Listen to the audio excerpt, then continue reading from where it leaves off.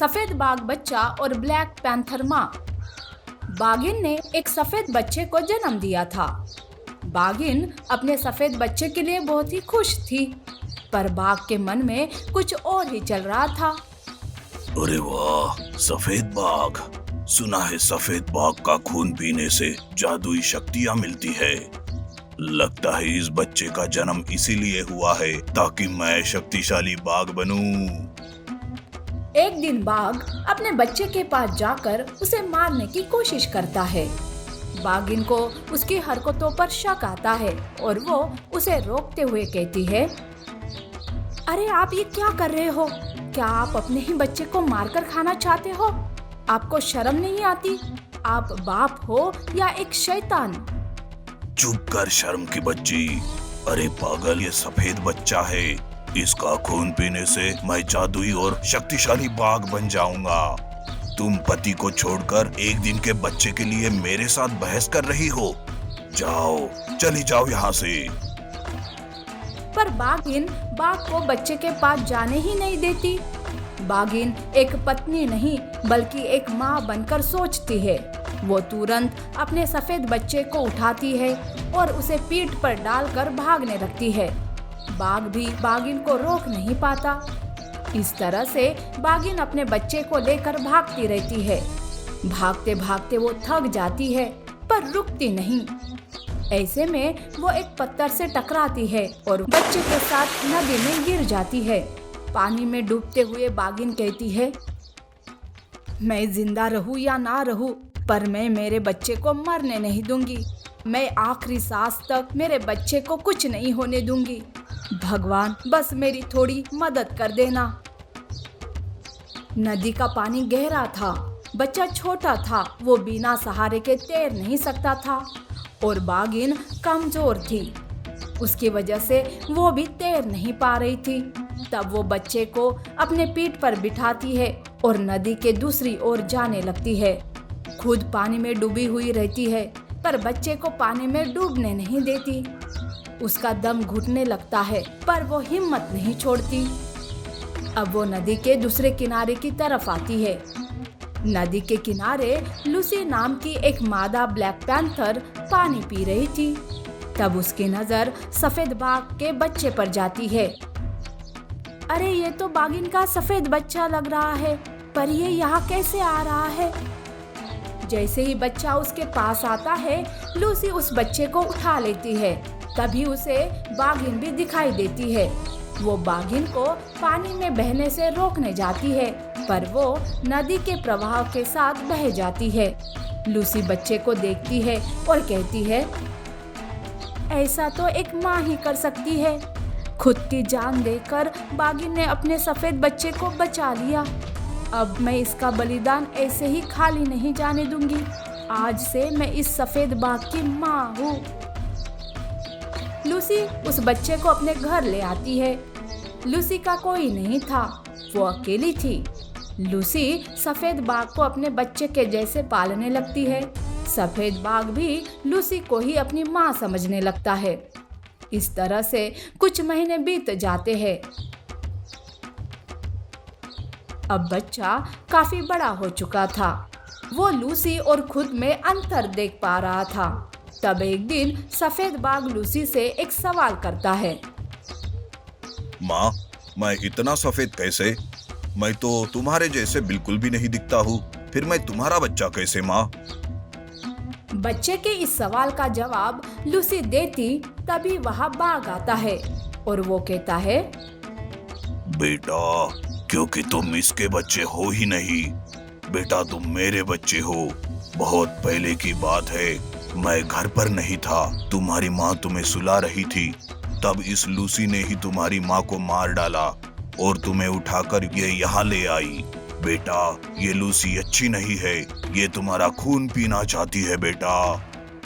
बाघ सफेद बाघ को झूठी कहानी बताता है और सफेद बाघ उस पर विश्वास भी कर लेता है। सफेद बाघ लूसी से दूर जाने लगता है। तब लूसी कहती है, बेटा, मैंने ऐसा कुछ नहीं किया है। ये बाघ झूठ कह रहा है। बेटा, मैंने तुम्हारी माँ को नहीं मारा। अरे वो तो पानी में डूब गई तुम्हें बचाते बचाते। सफेद बाघ लूसी पर विश्वास नहीं करता और वो बाघ के साथ जाता है। सफेद बाघ अपने पिता के साथ रहने लगता है, पर बाघ तो सफेद बाघ को मारकर उसका खून पीना चाहता था। एक दिन मौका पाकर बाघ सफेद बाघ पर हमला बोल देता है।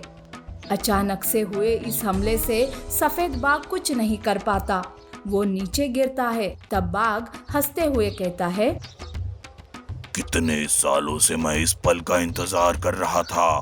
मैं आज तुम्हारा खून पीकर अपना सपना पूरा करूंगा। बाघ सफेद बाघ को मारने ही वाला था कि तभी वहां लूसी आती है और वो बाघ को रोकती है।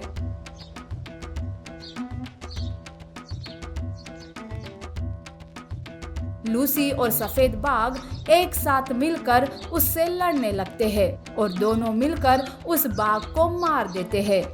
तब सफेद बाघ लूसी से कहता है, माँ, मुझे माफ कर दो, मैंने तुम्हें गलत समझा। दरअसल मेरे पिता ही मुझे मारने वाले थे। मैं इनकी बातों में आकर आप पर शक कर बैठा। मुझे माफ कर दो माँ। लूसी तो माँ थी, वो भला अपने बेटे सफेद बाघ से कैसे नाराज रहती। वो उसे माफ कर देती है और अब वो दोनों माँ बेटे खुशी खुशी से जंगल में रहने लगते हैं। ऐसी और अमेजिंग कहानियों के लिए हमारे चैनल को लाइक और सब्सक्राइब करना ना भूलें। शुक्रिया।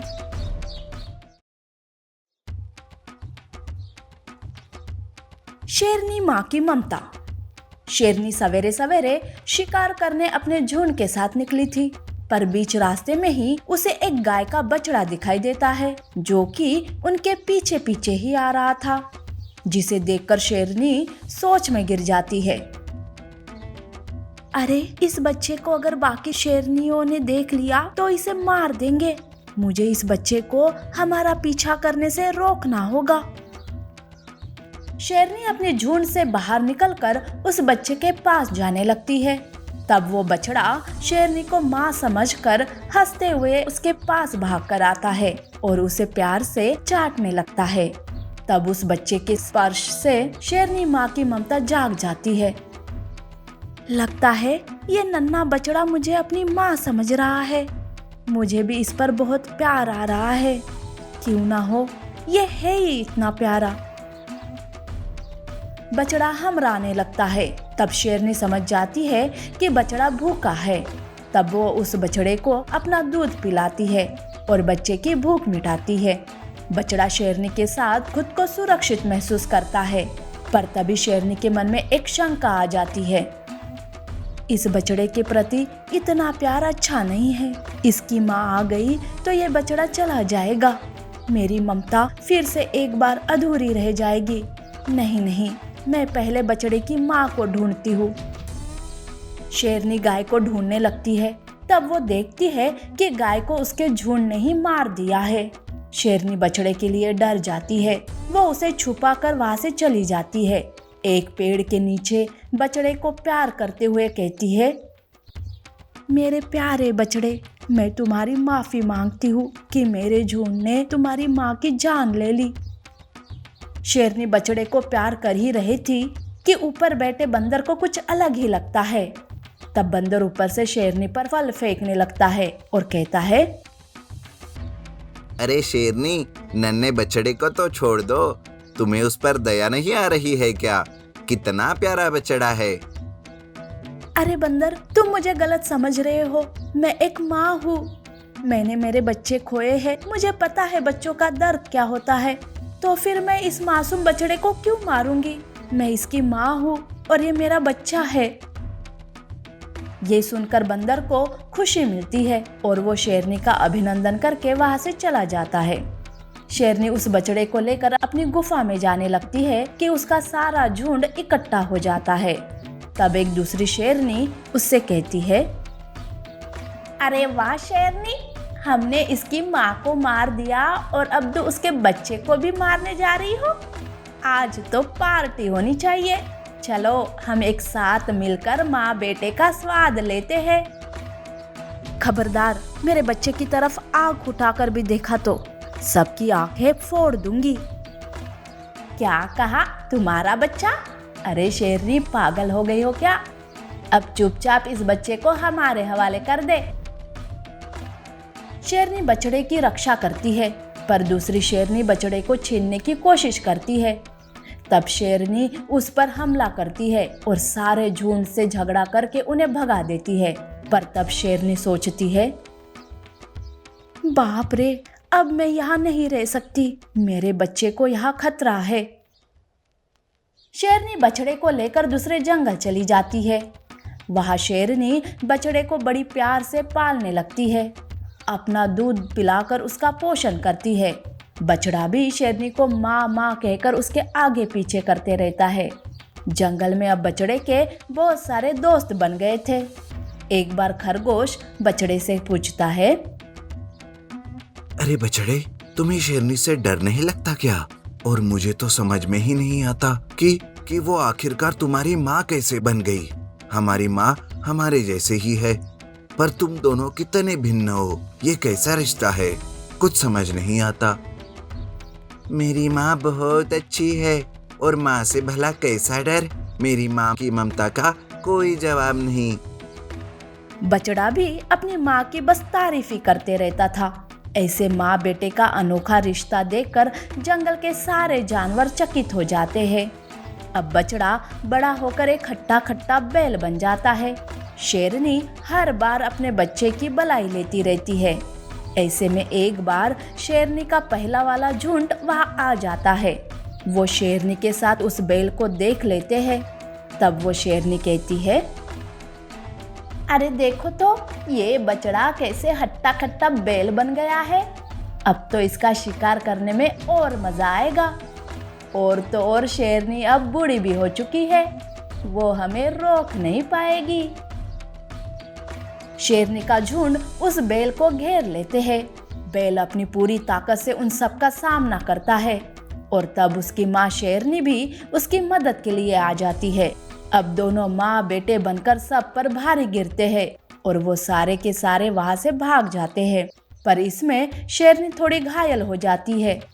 बैल रोते रोते अपनी माँ से कहता है, माँ, तुम ठीक तो हो ना माँ? आज फिर से माँ, तुमने अपनी ममता कितनी बड़ी है ये साबित कर दिया माँ। माँ कमजोर हो, बूढ़ी हो, पर माँ की ताकत की बराबरी कोई नहीं कर सकता। माँ की ममता का कोई मोल नहीं होता। माँ की ममता सबसे ऊपर होती है। ऐसी और अमेजिंग कहानियों के लिए हमारे चैनल को लाइक और सब्सक्राइब करना ना भूलें। शुक्रिया।